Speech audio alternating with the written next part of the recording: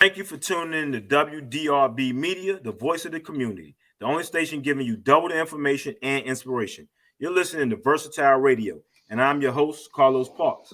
I'm the owner of Versatile Real Estate Group located at 804B West Main Street, Jamestown, North Carolina. We can be reached at www.weareversatile.com. Our show today is sponsored by Characters Go Round, providing characters at children's birthday parties in North Carolina and Virginia. Reach them at www.charactersgoround.com. Remember, Disney is where dreams come true. We bring the magic to you. Today, we are joined by a very esteemed special guest, Mr. Ayatolla Marv, right? Ayatolla Marv is the oldest active member of the Compton Piru. Oldest active member of the Compton Piru, a longtime member of the Nation of Islam, and a new burgeoning businessman. I'd like to welcome you to the show. I appreciate your time. It's an honor. Thank you, sir. Yes, sir. So about this show, my show focuses on entrepreneurship, business, and finance, right? So if a person is on my show, we talking about money, basically. We talking about money, right? But I want to talk about where you came from that got you to this point. So give us a brief history of who you are, because I know the past, I know that's your foundation, but we like to focus on where you're at now. So where did you come from? I came from a whole family of Compton, California. Was raised in Compton, California. Been in Compton since the 50s. My father, I had a two-household family. I didn't know anything about the ghetto or urban neighborhoods until I was in college. We grew up in Compton, California as the Mayberries. Like, I thought I was Opie. We had our own, my own room. I didn't grow up in poverty. I didn't grow up in the same house that my mom owns now. We've been in there since the 50s. Wow. So the first time I've ever spent a night away from home was in juvenile hall. I grew up with a working family. My mother graduated from Jackson State University in Jackson, Mississippi. My father was in the U.S. Navy. And all of my neighbors and everybody were working hard black men. Okay. And when my father passed in 1964, I was led to the street. And I was introduced to the Nation of Islam. Now, I didn't know anything about it. And I grew up in Catholicism, went to Catholic school, and went through the whole plethora of dealing with life, a black man in California. And we started attacking white America economically. It's a difference between being a gang member and a gang banger. In Compton, we never burglarized people's houses or snatch purse. We went for corporate America. We were economic thieves. Okay. So I've been on the business platform most of my life, and I found out how to integrate it today. All right. Okay. So where did Piru come into this? How you had to watch the growth of Piru, right? Because it's huge now. What's the foundation? How did it start? The foundation, Piru Street is a street. Initially, it has at least 3 to 5 boys in every household. It's one of the a very large street. And my side used to be called the Treetops because all our streets are named after trees.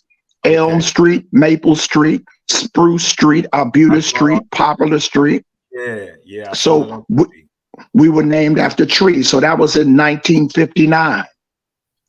So we used to go and play football against the Piru. The dudes live on Piru Street. Okay. And the Bowen family, they were bank robbers.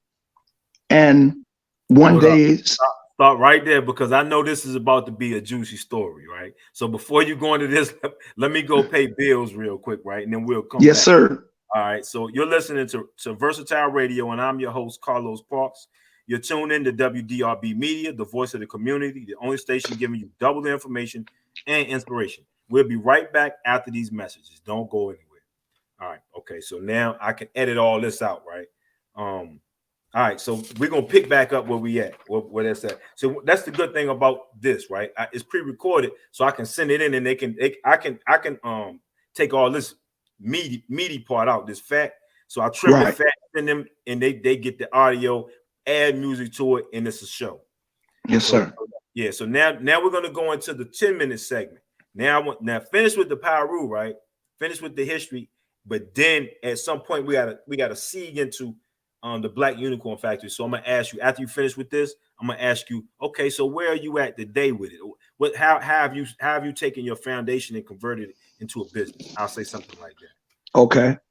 All right, here we go. Welcome back to WDRB Media, the voice of the community, and those streaming live through free TuneIn radio app and through iHeartRadio. You're listening to Versatile Radio, and I'm your host, Carlos Parks. If you're just tuning in, we're discussing entrepreneurship and finances with Ayatolla Marv. He was just telling us a story about his history in Piru. So please continue with that story. Well, the first initiation of the Pirus when we were younger, it was a guy named Mickey Bourne. Okay. Mickey Bourne was a bank robber. We were playing football one day, and Mick drove up in a brand new Cadillac and a suit on, and he started to put out some money, and he just started throwing what they call bow dollars, or a silver dollar bill, on the ground, and told us to let him have it. We could have it. And he said, y'all want to see some money? And he opened the trunk of a Cadillac, and a big old trunk, and he had a chest in there, and it was full of $100 bills. So we thought Mick was the richest man in the world.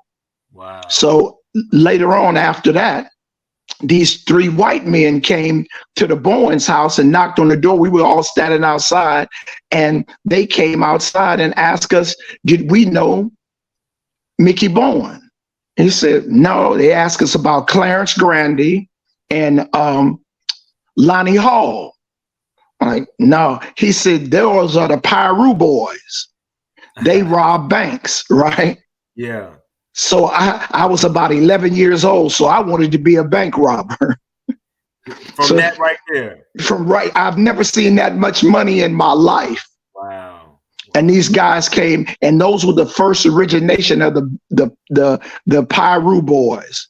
Mickey Bourne was a bank robber. Terry Bourne and Jerry Nelson, they were the first blacks and youngest in history in California to rob a bank truck, and got $180,000 in 1968. Wow. Compton, California. That's crazy. Now, if you look at it, going from 1968 for them robbing a bank truck, you got another guy by the name of Alan Pace. If you look up Alan Pace in the 2000s, it's called the Dunbar Heist.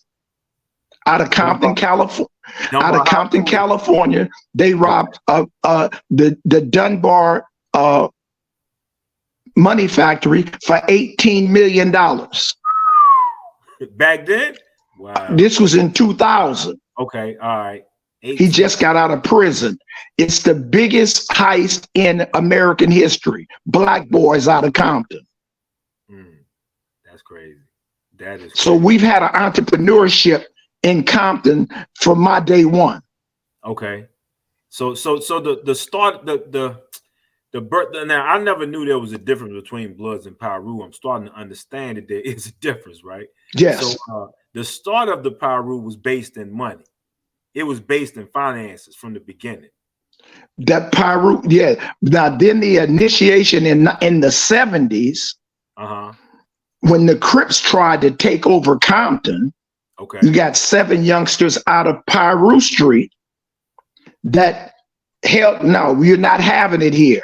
And they fought against it, and they said, who are y'all? And they said, we from Piru Street. So the name Piru came, and they started calling Pirus. The Crips in LA started calling them roosters.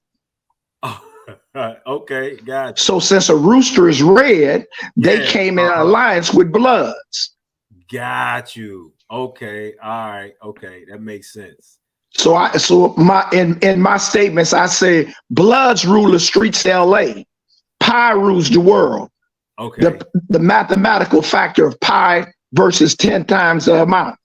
Okay. I like that. I like that. The Roosters, the Piru. Man, this is educational to a dude from the East Coast. You Yes, know, sir. and it's funny because we got a lot of Piru on the East Coast. Yes, sir. And it all comes from a street in Compton. A street in Compton. That's growth. That's exponential growth, right? So coming from a business mindset, I'm thinking like, that must have been some serious marketing that took place for them to grow. But the downside of that, they started one block, Piru Street. Yeah. And now I was in Africa, and they have Compton hats on, right? Yeah. All over. I got some homeboys right now in the Philippines, Day, and he's a Piru crew in the Philippines. Everybody mentions Compton, but we have no beneficial value. We're starving from this name. That's crazy. That's crazy, Piru. And you've taken that foundation because that's your foundation. That's what you come from. Right. But that's not where you're at now, today, right? No. You told me about a business venture that you were involved in. Can you explain to us what exactly is a black unicorn? A black unicorn. My company is Pottsgrove Farms. Okay. Pottsgrove Farms is a virtual cannabis business. Okay. What is a virtual cannabis business? We do analysts on strands and different dispensaries. I don't sell marijuana. I don't grow marijuana. If you ever heard of Cisco and Ebert? Yeah. Cisco and Ebert were critics on movies, right? Yeah. I do the same thing with marijuana that Cisco and Ebert did with movies. I can make you or break you. Okay. So if a person has a strand and they get, if they get you to analyze it right, you can give them 5 stars. I don't know if you have a that's the technology, but I do it with dispensaries and growers. Okay. Got you. One of the biggest growers in California right now, not in California, right in the state that they claim is Planet 13 in Las Vegas. Okay. It's called the Walmart of cannabis. You know what I'm saying? It's one of the biggest not yet. Oh, you're working on it. But David is getting ready to get with Goliath. Got you. That would be so. What we do, I use people in our organization instead of money. Okay. If I have 50,000 followers that follow Pottsgrove Farms, put a thumbs down on Planet 13 for 30 days, it wouldn't close their business, but it'll affect it, huh? Got you. So you use your people. Yeah. So once you understand that the influencers, if I put thumbs down on you, either one or two things you have to do: either get rid of Pottsgrove Farms or start soliciting to it. Got you. Okay. All right. So I've got that from. I'm part of my one company. We're with the Black Unicorn Factory. Okay. The Black Unicorn Factory is a private IPO. And in 2010, President Barack Obama initiated a bill called the Jobs Act. All right. It's called Jumpstarting of Private Businesses. All right. So when he put in the bill,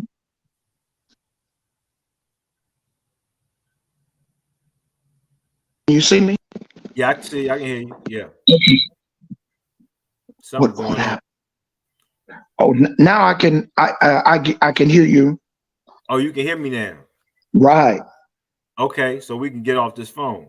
Right. Okay. Okay. You already hung. Yeah. Okay. All right, let's roll. Okay. What is the job there? Okay. So once the President Barack Obama initiated the Jobs Act, he said he was attempting to cut down all of the the forms that they had. Let me give you the Jobs Act and show you exactly what it give me that, and then we're gonna go to break after you give me that. What is the Jobs Act?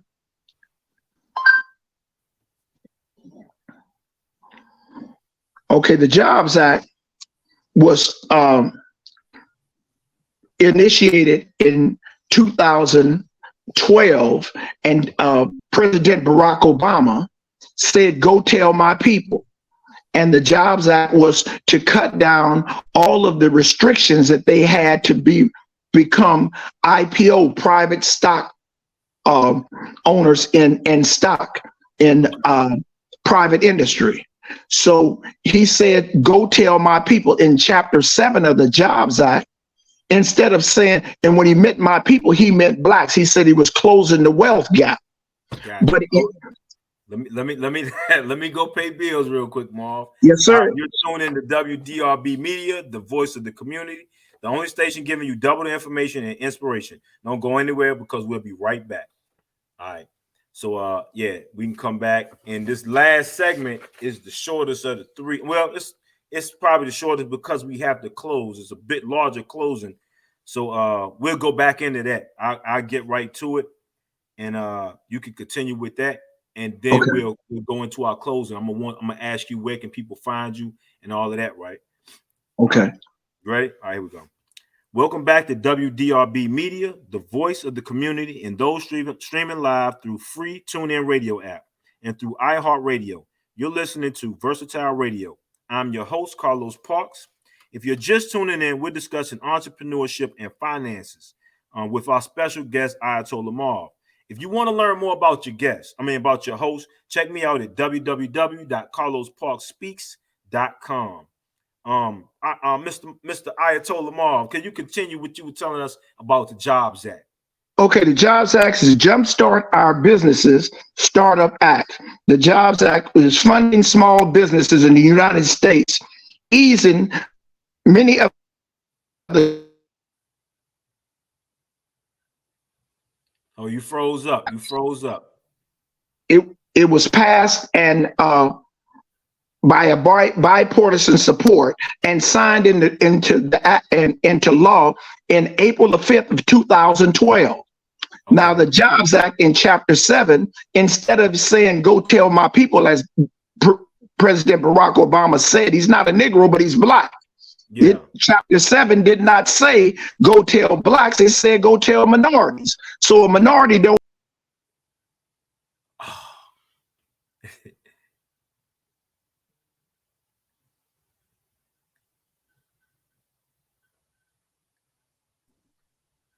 Hello? Yeah, your bandwidth. I think we lost you for a second, but yeah, continue.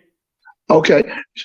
When he passed it in Chapter 7 of the Jobs Act, it doesn't say "Go tell blacks." It says "Tell minorities." So minorities don't make you black, right?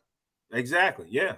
So the last person that heard about it was blacks in America. You probably didn't hear about it until today, right? Yeah. I'm today years old when I found out. Yeah. So my friend that was in the feds, Johnny Stewart, that started. Shout out to Johnny Stewart from Compton, California. He was in the feds. He told me about it. I didn't believe it. I'm just listening. He's telling me about the Jobs Act and how it's going to change things. So he says, "Well, look, instead of," they say, "find 300 unicorns." Unicorn stock is the first stock in 2016. They phrased unicorn stock. It's any stock that's a private IPO that gets $1 billion listing, it becomes a unicorn. Okay. Facebook is a unicorn. WhatsApp is a unicorn. Grubhub is a unicorn. Maps is a unicorn. Those are unicorn private startups, IPOs, right? Okay. So they have a $1 billion listing. They're valued at $1 billion, right? Yeah. So you find 300 of those in the world every year, right? Okay. The guy that used to be on Shark Tank, he has a thing called Angels and Entrepreneurs. And he says, if I find you a unicorn, you, your family, and your generation will be rich forever. His first 12 hours, Michael Savoy said he made $750,000. He didn't say when he was going to find it, but he said, when I find you a unicorn, right? Yeah. Unicorn stock is the only stock that whatever you put in, you get 1,000 times your investment. No other stock has that. So my friend Johnny, he says, I'm going to hell with finding unicorns. I'm going to show you how to make them. Okay. He created our first 16 businesses. He had 12 years in prison. In 2020, he was one of 76 people in Turtle Island that didn't have coronavirus, and he was paroled to the street. Damn. And he told me, Marv, he said, I'm home. By September, he had created $420 million. Man, that's crazy. Out of federal prison. Out of federal prison. So that's the blackunicornfactory.com. And we don't ask for money. We ask for people and participation. It's called sweat equity. We use sweat equity instead of money. Wow. I think that's that. I looked it up. I read about it. It's a beautiful concept. I'm trying to figure out how I can be a part of Black Unicorn. I love it. I love everybody. Negroes are the hardest people. We'll easily go the wrong way. Everybody say, well, like in my company, last year the cannabis business made $167 billion, right? Yeah. It is estimated by 2025 the cannabis business will make $960 billion, right? Man. $960 billion. When Potts Grove Farms in 2025 to 2026, when we make 1% of $960 billion, you know how much money that is? About 200 million? No, 9,600,000,000. 1% of 960 billion is 9,600,000,000, right? So what you're telling me is I need to be in the cannabis somehow. Somehow I got to get my phone. All you got to do is follow Potts Grove Farms. You're in the cannabis business because if we make 1%, now I've been in the streets all my life. Yeah. If you can't make but 1% of something, you need a job. Yeah, you're right. you got to double your money. It's supposed to be if we make 1% of $960 billion, all of my followers will get a subsidy check of $2,500,000, every one of them. Well, and you don't have to put a dime in. All you have to do is follow me for equity for 1 year. If you follow me at Potts Grove Farms, you'll have $180,000 worth of stock in my company, and we don't ask for a dime. So we got to close. So I want you to say that again. Where do they find you at, Marv? PottsGroveFarms.com or on Facebook, Potts Grove Farms. Right, that's with 2 T's? With 2 T's, PottsGroveFarms.com. Okay, well, I appreciate it. And the blackunicornfactory.com, and you can go on our link and follow me for equity. Got you. All right, well, I appreciate you coming on. I appreciate your time. Thank you, everyone, for tuning in. Continue to tune in every Thursday at 7 p.m. Please remember to connect with me on WDRBmedia.com. Click on the radio shows tab and go to the Versatile Radio page. Also, if you want to be a guest on the show, or want free advertising, call me at 919-225-0660 or 072CAP@gmail.com. You've been listening to Versatile Radio, and I'm your host, Carlos Parks, on WDRB Media, the voice of the community, for double the information and inspiration. Until next week, continue to be blessed. Remember, we're no one-trick pony. We're versatile. Peace. All right, so that's the radio show. That's okay. So I just had too much information. I have to rehearse that. That's cool. That's cool. Look, that was perfect. That was perfect. That fit perfectly. And I'll send you once we get it edited, master. I'll send it over to you. But now we're in blog section. Now we're in the blog. You ain't gotta watch your tongue, because ain't none of this going on the radio. You ain't gotta watch your tongue on this part. We can go a little bit deeper. And I really. Like that whole thing about the Potts Grove Farm. So Potts Grove Farm to me, seems like a better option for me. Now I'm looking at both of them, but Pasco Farm, like I gotta because you know they made weed legal in what? How many states now? 13 or something like that. 16 states. 16. Okay, well I know Virginia is one of them. I'm from Virginia. Okay. You know, Okay. I don't smoke weed in Me North either. Carolina. In North Me Carolina, see, I'm in North Carolina. It's not legal here. But if I just left there last weekend. I was in High Point. You were right. I live here. This you were at my house, man. Look, I was just in High Point last weekend. If you come back out here, you better not get a hotel room. You can stay right here. I got a guest suite downstairs, not a room. I got a suite for you down here. So, wow. Yeah. What relation to? I mean, you was in North Carolina. Do you have ties to the state? No, we did. Well, in Piru, we have what they call Hood Day, right? Okay.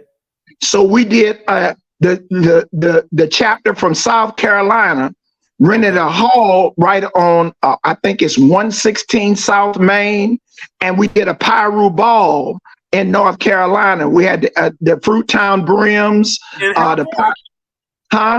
Point, yeah, last weekend. Listen, I'm gonna send you some pictures of it. I mean, we had a fabulous. I mean, we had such a good time. We had dudes come from Tampa, Florida, Georgia, Texas, Cali, North Carolina, and South Carolina. That's crazy. In High Point, man. High Point, North Carolina. First annual. Look, off of South Main, that's the worst part of the city. I don't even go down there, bro. Is that right? Look, that's the only. I stayed right at the Travel Lodge on Main, right down there. I know exactly where you at. I know where the Travel Lodge at. So you know, High Point is the furniture capital of the world. Okay, I just found that out. Yeah, so they have the furniture market like twice a year, right? And that's where a lot of the people stay at. But High Point transforms into a whole nother place when the furniture market is in town, because all of these people coming from everywhere, Paris, France, and all these different people, dignitaries are coming to High Point to buy furniture. Like hey, it's so crazy you telling me this. My other partner out of the feds, Mr. I call him All the Sense, right? Yeah. So he's in Detroit, and he just got out the feds, and we was just talking about High Point, and he just gave me he's a history fanatic. He just told me about High Point and furniture business, right? Yeah. And that the furniture, High Point, and I'm saying to him, what the fuck I give a damn about that, Curtis? I don't sell furniture. That's exactly what I said. I don't even go out there. I don't even go whenever the furniture. It's too much traffic. I don't go. And so you say that's the worst part of town?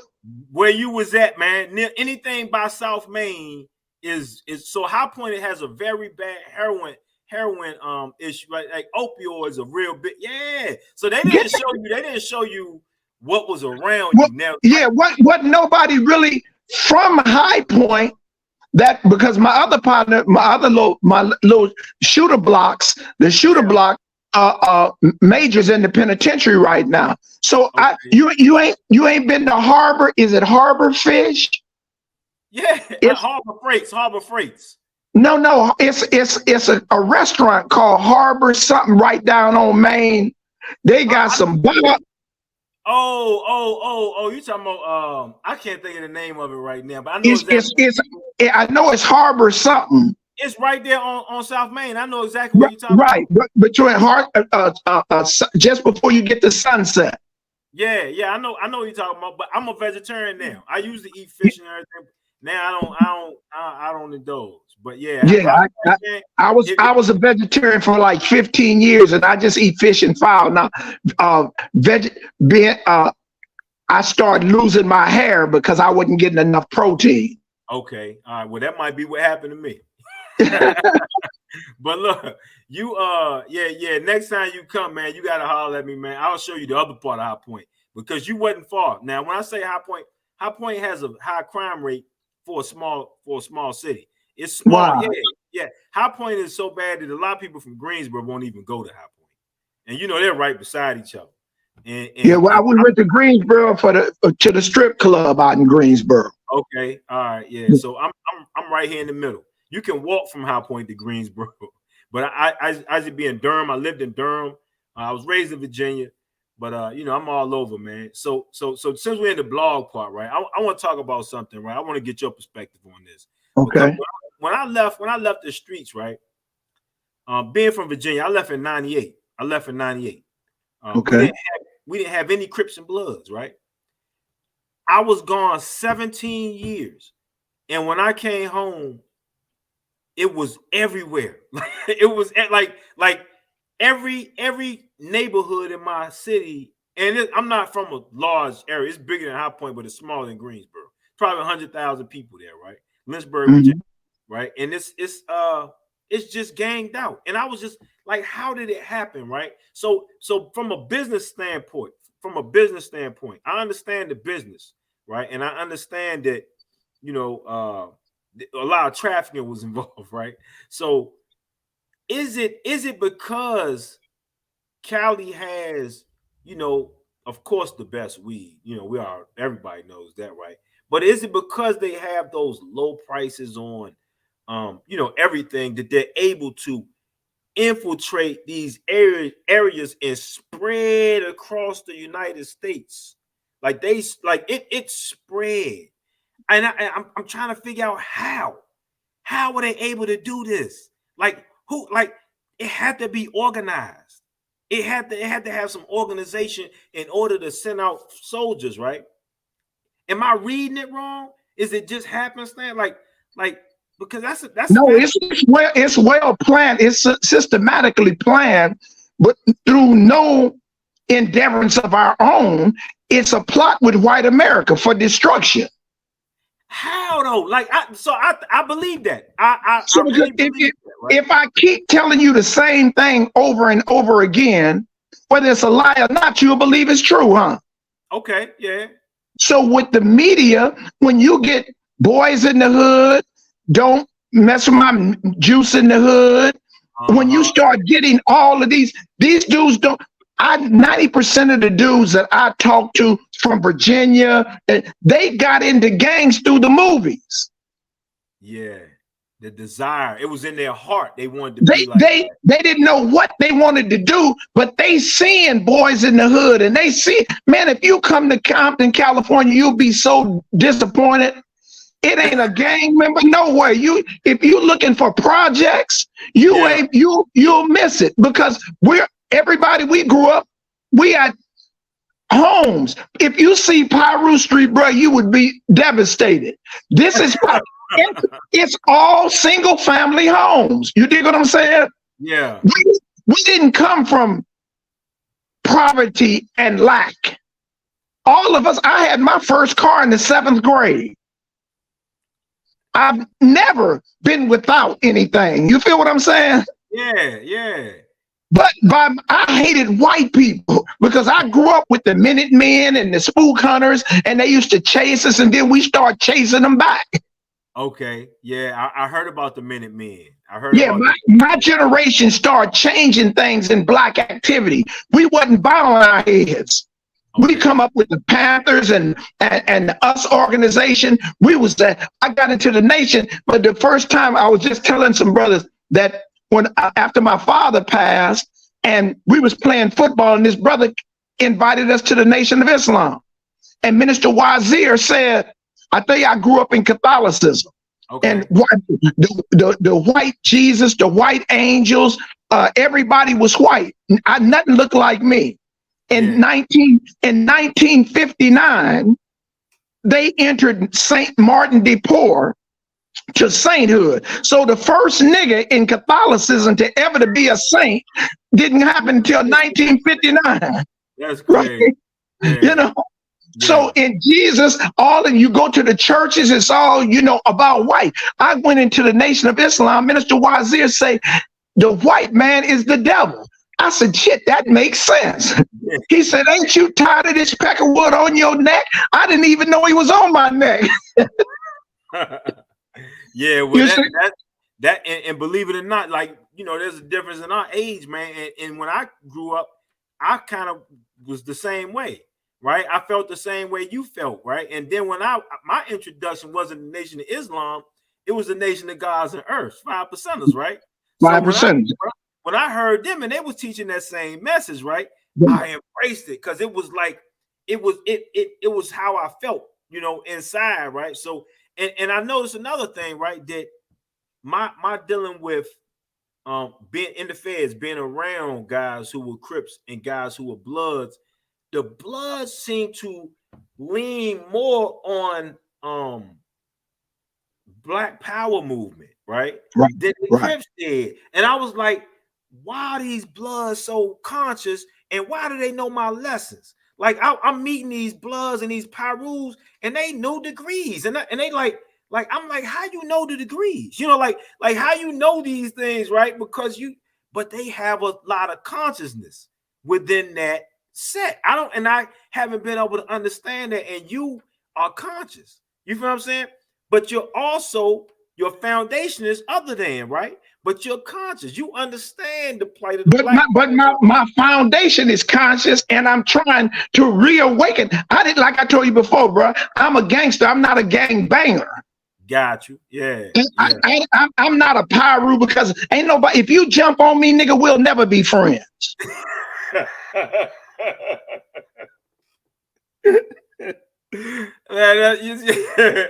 I ain't never get that either, Marv. That jumping. No, you can't. That jumping me in, bro. Y'all better sleep together because I don't believe. And me and my homies, if I did something to upset somebody or somebody upsetted me, we close penitentiaries down. We kill a Mexican, kill a Peckerwood. Man, why you do that, nigga? You said I was a bitch ass nigga.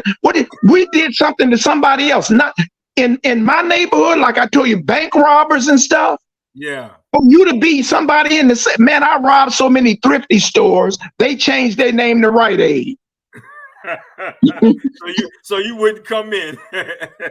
You know what I'm saying? So we went on different to get into the game to be a treetop. You just couldn't be a treetop.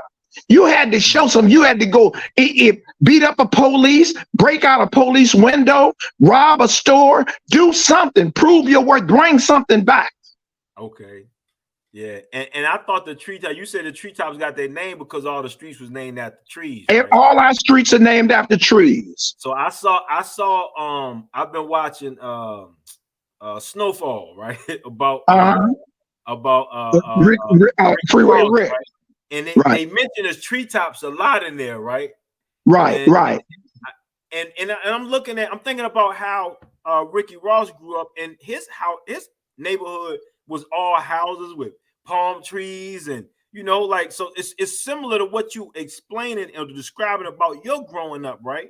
So because that's Melvin Farmer, where Melvin them 8 Trey gangsters, they grew up in homes too.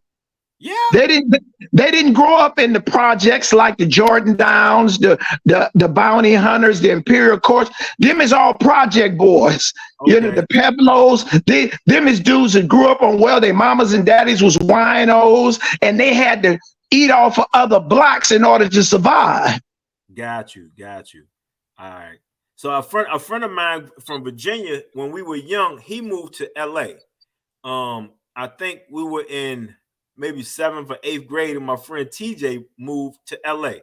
And I remember he wrote me, man, and he told me when he first moved out there, he got jumped by a truck full of Mexicans for no reason, right? So I realized that I'm like, well, man, I'm telling everybody, like, man, some Mexicans jumped TJ. We didn't have Mexicans, no Mexicans at all, right? We didn't have Mexicans. So you got them now. Yeah, we got them now. You got them now. Back then, so Mexicans was just, we heard about them, right? Like if I saw a Mexican, it was because I went to North Carolina every summer and worked on my grandfather's farm, right? That was my upbringing. Every summer I was on the farm, and they had Mexicans down there. So we would like when I first saw them, they wore cowboy boots and cowboy hats, and they were little, and like to me, like man, they got it's Mexicans there, like we didn't have them, man. That's right. Man. So it was just a culture shock, and then to hear he went to Cali and got beat up by some Mexicans, right? And I'm thinking, like, this ain't, but it ain't them same Mexicans we had in North Carolina. The Same Serrano. Mexicans. No. Same Mexicans. Yeah, You but they understand? turned into Serranos and Norteños and all these different other But see, in Cali, it's closer to Mexico, so you got the Mexican mafia, Serranos, you got the Payas. So he had to be on the east side. That had to be in the 90s or something. This was in the 80s. It might have been in the early now. I think it was in the 80s though. Yeah, so he had to be on the east side. He was in a Mexican hood, really. Yeah, he moved into one. He moved into he moved into a Mexican hood, and blacks, you're gonna get right now. They run California. Yeah.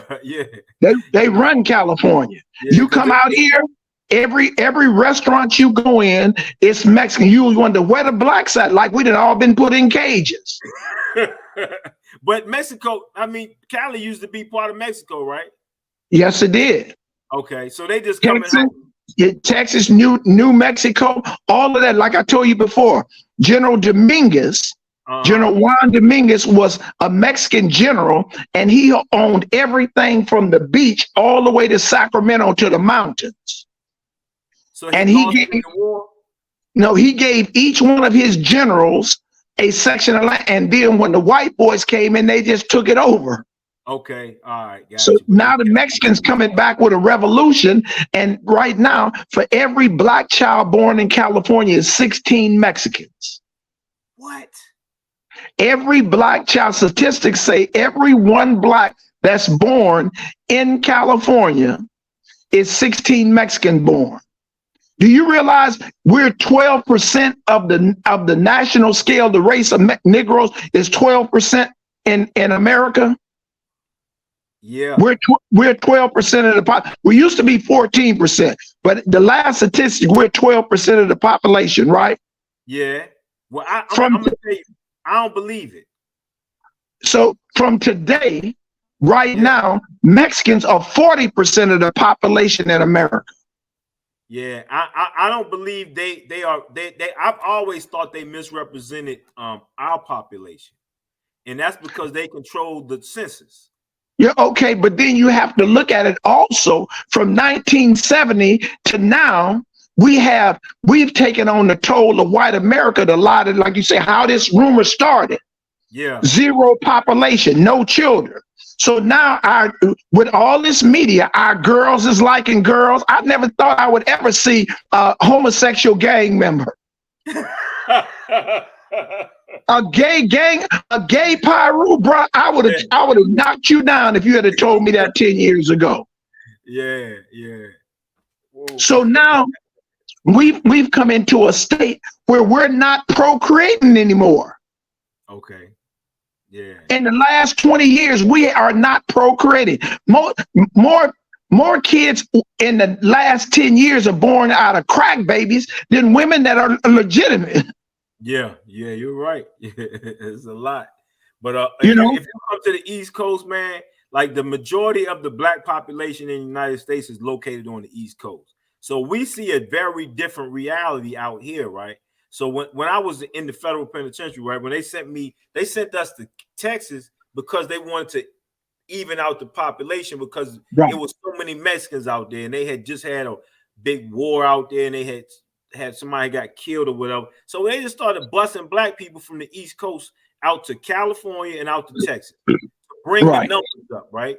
And I remember a friend of mine, unfortunately, he got bused to Victorville. And he told me how when he got there, when you got off the bus, they asked you, "Are you a Crip?" No, they asked you, if you black. They have black card, but they gonna ask you, "Are you a Crip?" If you ain't a Crip, all right, well, you go over there. Right. All the Crip. Now, when I was in Texas, man, I was on the yard. I was in Beaumont when it was just opening the yard back up. Y'all can come out now. I had my kids in the room. I got them a little snack. But when I do the blog part, they good to go. But on the radio part, I need quiet. Y'all can come up here. But I got to Texas, and it seemed like the whole state of Texas was Crips, right? And it was one blood dude there, right? He's from Austin, and because he was so he didn't care. he didn't care that he was the only one. Like when you talk about outnumbered, man, Right. when I say them Crips mess with that dude, they mess with him hard because he was really like they respected him because he was standing on what he was, And that's how it used to be. Yeah. Yeah, You he was, know, and they fuck with that dude hard, man. And then as more buses came, more Pirus would come and more Bloods. But these Pirus, like I was telling you, were East Coast Piru. So they got a big Piru set, and I think it's in New York. Yeah, New York. Yeah. Yeah. I just left there in November. Yeah, and it was a guy. One of them came on the yard, and he was just like this dude. But it was a lot of them who were like reserved until their numbers got up, and then they jump out like, "Oh yeah, I'm sorry." Yeah, right. Yeah, and the blood dude, he was like, "Well, nigga, where was you at?" You know what I'm saying? Like, right. He wasn't repping when we was out. When the times was hard, them is them go alongs to get along. Right. Exactly, man. But while I was in 17 years, I never saw a squabble between rival sets. I would always see Crip on Crip violence, blood on blood violence, GD on GD. I never saw a jump off between sets that's supposed to rival. And really it's because the rivalry, like my Sully was a Crip, but he said he was from East Texas. His partners was blood. He said, man, I don't care. He was a Hoover. He said, man, I don't care. Man, I don't care what color they wear. I kill them niggas before I do him. And this my man, like he trusted him. Right. It's baffling to a person who had always come up on TV sets, right? TV's taught us about Crips and Bloods. Right. Like you said, they control the narratives, right? So they telling us in our mind, okay, well, if you this, you supposed to not like them. And then I got in there, and it ain't even like that. It ain't even like that. I learned a lot, man. It was I had some good friends on both sides, right? So I didn't feel conflicted about being with one another. Right. At the end of the day, we men, right? We men. And because once you get in them cages, it's us against everybody. Exactly. You know what I'm saying? We don't have time to have squabbles among each other. Just like you said, when I first was in prison, it was 20 Crips I came down from San Quentin in 1984. Yeah. I was supposed to go to Soledad. Two Bloods, some Bloods that killed 2 Crips in 1982 in DVI in Tracy, right? Yeah. And they shipped all the Bloods out and sent them to Soledad, another prison, right? So when I was supposed to go to Soledad, I was in the hole in MCU for 22 months. I came out. It was supposed to send me down, but the Crocker, he gonna try to break you, right? Yeah. So they sent me to DVI, right? That's a lot of Crips out there. 960 Crips on the line. Right? I get in the R&R. I got a red TV, a red sweatshirt, red hat, everything cherried out, right? Yeah. Big Swan from 7-4 say, Marvin Kinsey, man, he say, hey man, cuz you can't stay here. Fuck you mean I can't stay here? He said, man, we ain't got no slobs on the line. I said, okay, so what are you saying? Oh man, I said, bro, I just came from the hole. You think I'm a request to go to the hole? He said, well, man, what you gonna do? I said, bro, the same bus brought you. Yeah. So nigga, I got other problems. I ain't got no, unless you want a problem. I rode their line for 5 months. They was promising to kill me. Didn't nobody want to walk up first. But soon as I stabbed a white boy, them motherfuckers changed their motherfucking mind, right? And I learned in the situation, my biggest element on the street, I ain't never had to beat up no brother or shooting. My thing with Compton police, I don't give a fuck about them. They got a gun, I got one too. Yeah, and all they say, man, Marv crazy, man. He bring too much heat because you scared of the white man. I ain't. I'm scared of the blacks because I never know when I'm gonna see you or your cousin or son. If I do something bad to you, I may go with your daughter or your sister or something. I can't get away from you. Yeah. When a Peckerwood, I have no white friends at all. None. Yeah. Wow. None at all. No Mexican friends. None. Yeah. When I was in the prison, I can't remember. Every police I know their name is because we had bad issues. I had no friend police. Wow. We had one dude in 1973. Scott came in 74.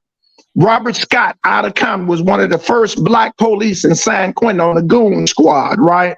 And this Negro came to my cell out of stabbing. He came to my cell and told me, because he was from Compton, that they sent him to Hong Kong. I said, nigga, if you come into this cell, you're going to get it just like everybody else. Man, Marv, I'm just trying to make. I say, but nigga, let me tell you this, dude. If you lock me up and take me to the hole, you're not going to get me out. A white man going to let me out. Yeah, exactly. So if you let this cracker use you like this, I'm going to do to you the same thing I do to him. Yeah. Yeah. This is a business. This is a business. I control prison. Prison don't control me. Gotcha. I had a stabbing and I was in the hole, and this white boy, the devil always, he showed me something. They had me in a strip cell, me and my crime partners, for 34 days. And they had us on strained baby food. 2 jars of Gerber's baby food at 6 o'clock in the morning, 2 jars at 6 o'clock at night, right? Man, that is crazy, man. Baby. Hey, what they do, the judge said, if you acting like babies, we gonna treat you like babies, and put us in a strip cell with nothing but our drawers and our socks, and had the air conditioner on at 30 degrees. You understand? Took our mattress and a blanket at 6 o'clock in the morning, and then at night they would turn the lights on and off, so you don't know what time it is, right? Yeah. And this white boy gave me a Reader's Digest. And in the Reader's Digest, something that changed my life, bro. What was that? He showed. I read this, and it's called Quotes and Quotations in the Reader's Digest, right?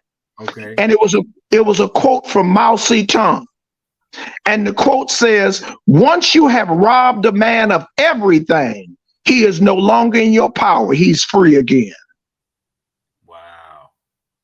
And once you took everything from me, you can't take nothing from my life. I'm in control, because now you. I used to love the hole. Marv. The safest place in the prison. Yeah. I think, because one thing about prison, I don't care, even on the street. I don't care how raw police have. It's just a job. He want to go home. You're right. Speaking of that, right? I was working with this guy Andre Norman, right?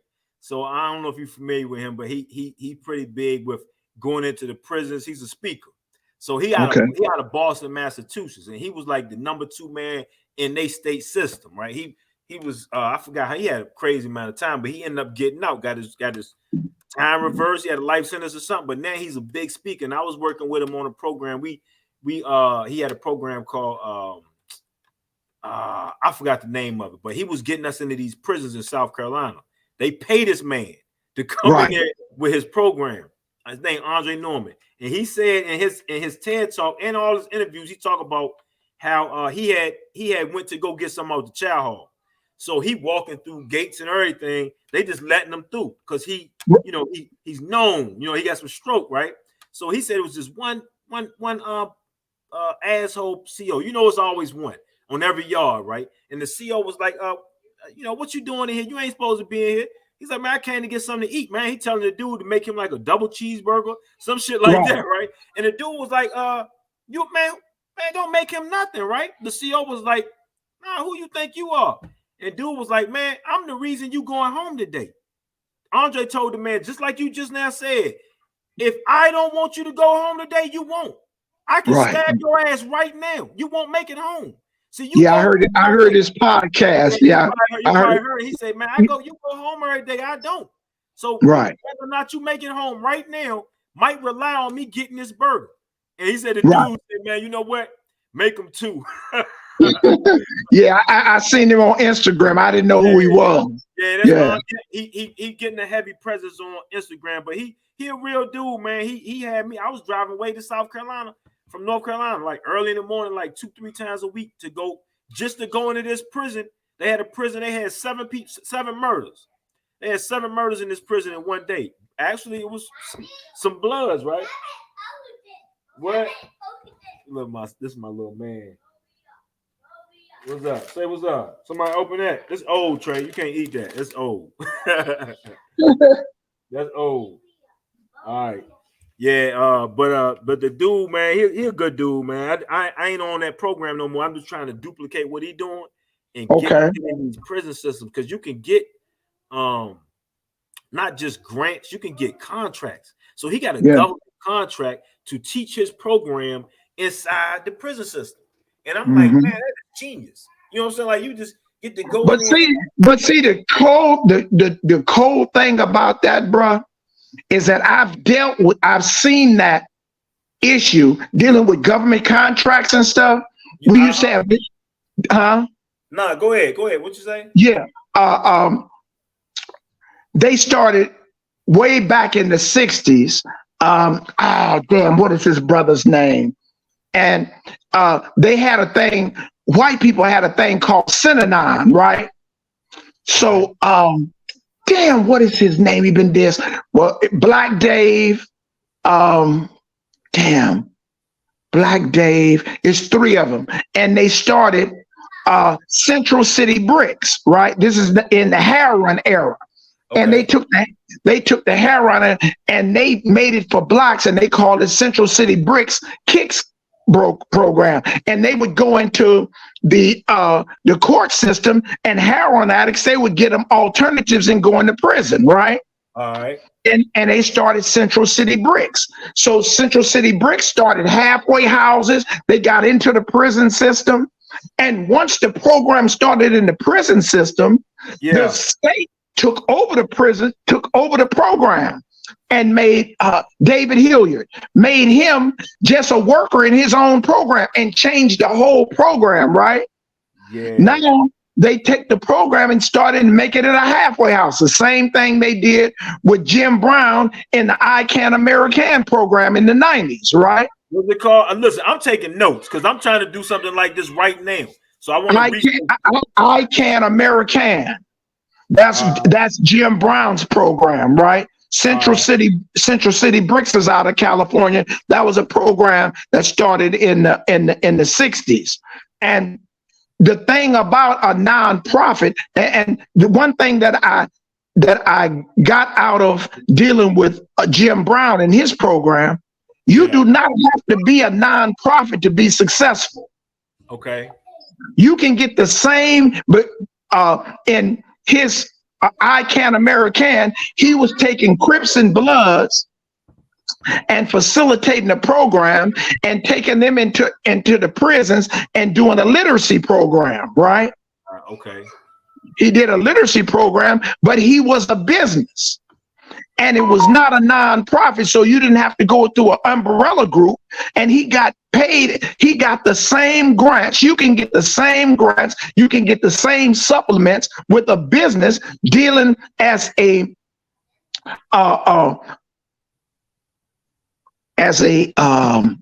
what do they call it? A consultant. In a consultant state. And you're using your people as consultants, that you have a business that identifies the characteristics of what convicts are, what gang members are. Who knows more about gang members than a gang member? Exactly. Exactly. You know what I'm saying? Yeah. So that's the one part about it. But then it's just like with I Can American, and you got these Project Hope and these other gang abatements that you got these. That's what Andre Norman's is, Ambassadors of Hope. Ambassador Hope. Yeah. So you take these dudes, now you got I'm part of like I told you with me, King Tone, Sean, Sean Stevens, the I Can Credible Messengers. Yeah. Credible messengers are convicts that are credible, can go in. I don't tell. See, one of the things that got you ever remember prison preventers? What, that scared straight stuff? That's that scared straight. They started off as prisoner preventers, right? Okay, yeah. So I'm in juvenile hall. I'm about 9 years old, right? Okay. So about 11, maybe. I'm not 11. Juvenile hall. This guy, these three dudes come in with they blues on, looking hard. You know what I'm saying? They Yeah. come in and this one guy, Billy Gallimore. Billy Gallimore says, "Yeah, you little motherfuckers is coming in juvenile hall. I started off right here with you in TNV juvenile hall. I went to camp. Yeah, I went to camp. I went to Y. Now I'm in San Quentin. I'm in motherfucking San Quentin. And goddamn, if you came to San Quentin, you'd be washing some niggas' drawers. You'd be somebody bitch." And we were scared to death right then. Yeah. Right? And then I got to thinking, I was the weaker, I was the little guy. I always had to prove myself, right? Yeah. So I said, this nigga said I'd be washing somebody's drawers. So I made it a conscious effort to try to be the toughest or among the toughest in juvenile hall. Why? And when I got to youth authority, I committed a murder in youth authority and I went to prison, right? Yeah. Went straight to youth authority. I went straight to San Quentin. And when I got to San Quentin, I was in the hole. I was scared to death when I hit them walls of San Quentin. Like, this ain't juvenile hall. They told me, "There's no way at 22 they'll send you to San Quentin. You'll go to Soledad, you'll go to Trace, you got to Thatcher." They had SQ, SQ, SQ. You're not going to stab white people and get away with it in Cali. Yeah. They sent me to California. I mean, they sent me to San Quentin. When I got to San Quentin, I'm sitting there. I was so scared. I closed my eyes all the way to San Quentin. 8-hour drive, right? Yeah.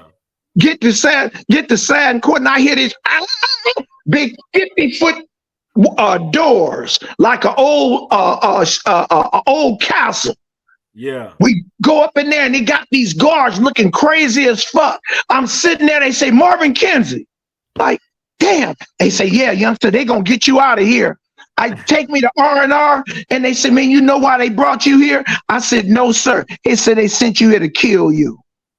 Yeah. Motherfucker, you ain't gonna make it here. They sent me to the adjustment center where George Jackson was killed at, right? He was a Soledad, I thought. George Jackson was he wrote He went to Soledad. He's a Soledad brother. He went to San Quentin. He got killed in San Quentin. Oh, I didn't know that. Okay. 1971. Check your research, bro. Okay. The San Quentin Six. Richelle McGee, Hugo Purnell, they just killed Yogi. And they got me in there. And when I got out the hole and I came to the yard, I said, "Man, y'all know Billy Gallimore?" Like, "Yeah, Billy back on a violation." I said, "Where Billy Gallimore at?" Right? Yeah. So they said, "Well, here I go to the lower yard." I say, "Billy," I say, "You remember me?" He said, "No, bro." He said, "Where I know you from?" I said, "You don't remember me from juvenile hall?" He said, "Juvenile hall." He said, "No, man." I said, "Yeah, I was in juvenile hall when you was talking about if a motherfucker came to San Quentin, they would be washing somebody's drawers." He said, I told him, I said, "I came here just to find out who drawers you had to wash, nigga." Wow. And he tell me, "Man, they just had us say that, but that shit don't work for every black man." It don't. It doesn't work. It kind of make, like you say, you see what it did for you. It made you get ready. It was a challenge. Yeah, it was a challenge. See, that's and see a lot of people don't understand that. Yeah, it's a challenge for me. I let kids know the alternative. Yeah. That just because you kill somebody or do something bad don't make you a man. Yeah, exactly right. Yeah. You said somebody that takes the representation and takes care of a family and let something go on. There's other alternatives than being in a cage. Yeah, yeah. Being cool in jail. A youngster told me one time, he said, "Marv, I seen you, man, and you was a baller and you was doing all this shit. But man, right now, you ain't shit, bro." He said, "You back." He said, you in this penitentiary." He said, "You can't get your hands on the dice in the pen. When you in the pen, you on the pass bar." You know what I'm saying? Yeah. And so he changed my mind. Like, damn, as long as you're in the prison, you have no economical. Every time you stand up for count, you getting somebody else money. Yeah. Yeah. That's your little man. Yeah, man. he just Oh, pooped. I gotta go oh, change. look at them glasses. Go ahead, Jay. Look, man, but look, I appreciate the opportunity, man, because I look at everything, man. You ain't gotta you could have told me no. You feel what I'm saying? So I appreciate the opportunity, man, to interview you, man. It's been an honor, man. I'll send over the show, and I really I learned a lot from you today, and I appreciate you, sharing your wisdom. And for Man, hey, they for the say record, each man, one teach one. all You know, day, all day, all day. that and we drop the ball when we don't let. I don't let you know the glorified of me. I want you to know the bad part. Yeah, exactly. Well, I appreciate it, Marv, man. But I'm gonna get out of here and Okay. start chopping up this video and get this radio ready. Get this radio show ready. So you'll be aired on I think it's the 6th. The 6th of Okay. next month. I'll shoot it Okay. to you and let you know. I'll shoot you the link. Okay. Let me know. And man, I'm gonna hook you up with Johnny Stewart. He can give you way more clarification on this stuff than I can. All right, well, I appreciate it, man. Okay, Carlos. All right, I'll be in touch. All right.